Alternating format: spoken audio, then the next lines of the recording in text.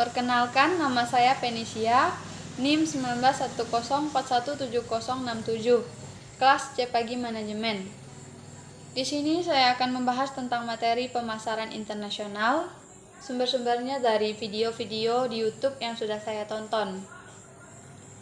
Pengertian pemasaran.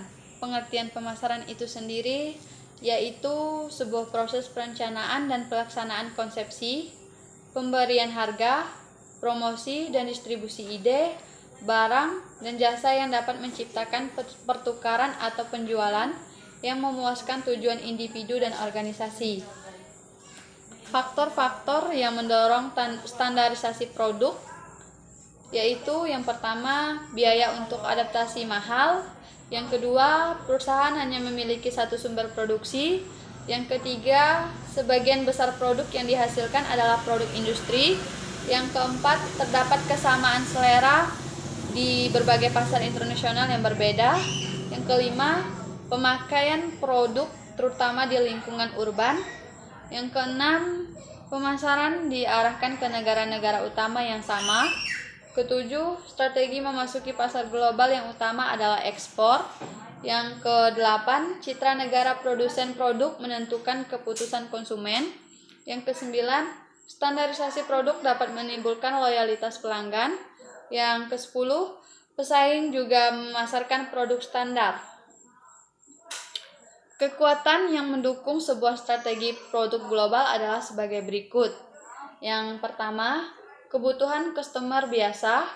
Yang kedua, pelanggan global. Yang ketiga, skala ekonomis. Yang keempat, waktu ke pasar. Yang kelima, persetujuan pasar regional. Kebijakan produk pemasaran internasional. Keputusan tentang produk utama yang dihadapi para pemasar internasional adalah seberapa jauh produk tersebut harus distandarisasi dan dikustomisasi. Produk adalah faktor-faktor yang mempengaruhi kebijakan produk tersebut. Yang pertama, kekuatan hukum. Hukum dan peraturan negara sangat mempengaruhi kebijakan produk yang dipakai perusahaan internasional. Misalnya di Indonesia, semua produk obat-obatan atau makanan dari dalam maupun luar negeri harus setidaknya melapor ke BPOM untuk mendaftarkan segera tentang produk makanannya. Yang kedua, pengaruh budaya. Budaya juga dapat mempengaruhi suatu produk. Karena kita sebagai perusahaan harus bisa menyesuaikan produk kita dengan budaya lokal. Contoh dapat kita ambil sebagai produsen babi, ingin mengimpor babi ke Indonesia, tentu akan mendapat penolakan yang cukup besar. Karena mayoritas penduduk di Indonesia adalah Muslim. Yang ketiga, faktor-faktor ekonomi. Tingkat perkembangan perekonomian suatu negara mempengaruhi sifat atau atribut produk yang diinginkan konsumen. Di negara-negara kaya, 350 lebih suka produk yang memiliki fitur tambahan, sementara konsumen di negara-negara berkembang lebih menyukai versi yang lebih sederhana dan biasanya sensitif terhadap negara. Nama merek. Salah satu elemen yang paling distandarisasi adalah merek produk. Perusahaan yang melakukan ini biasanya mengurangi biaya pengemasan, desain, dan promosi. Perusahaan juga bisa memperoleh keuntungan di suatu pasar akibat pesan yang disampaikan di pasar lain. Kebijakan harga pemasaran internasional. Faktor-faktor yang mempengaruhi kebijakan harga. Kebijakan penetapan harga memberikan pengaruh paling penting terhadap pendapatan perusahaan dan bertindak sebagai senjata yang strategis untuk menentukan keberhasilan suatu perusahaan. Kebijakan harga standar, standard price policy. Kebijakan ini digunakan oleh perusahaan yang kebijakan ini di mana perusahaan membebankan harga yang sama untuk produk dan jasa, tanpa memandang di mana produk tersebut dijual atau dengan siapa produk itu dijual, apa kewarganegaraannya. Kebijakan harga dua tingkat. Kebijakan ini digunakan oleh perusahaan yang memakai pendekatan etnosentris, di mana perusahaan menetapkan satu harga untuk semua penjualan di pasar domestik dan satu harga lain untuk semua penjualan di 351 pasar internasional. Penetapan harga pasar.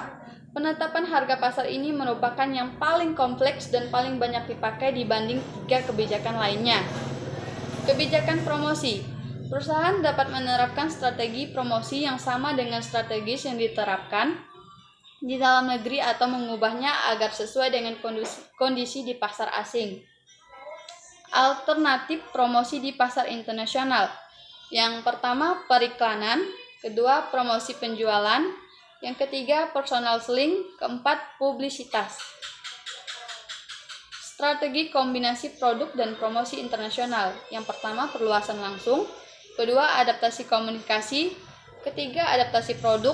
Keempat, adaptasi majemuk. Kelima, invensi produk. Kebijakan distribusi pasar internasional. Yang pertama, pilihan perantara untuk pemanufaktur dan pilihan pemasok untuk perantara sering sangat terbatas karena karakteristik dan ukuran besarnya, bisnis serta distribusi geografis pelanggan. Kedua, jumlah besaran dan konsentrasi geografis pelanggan berdampak langsung pada perancangan saluran pemasaran. Dalam kasus pemasaran produk industri, pelanggan biasanya sedikit namun volume pembeliannya besar dan terkonsentrasi secara geografis.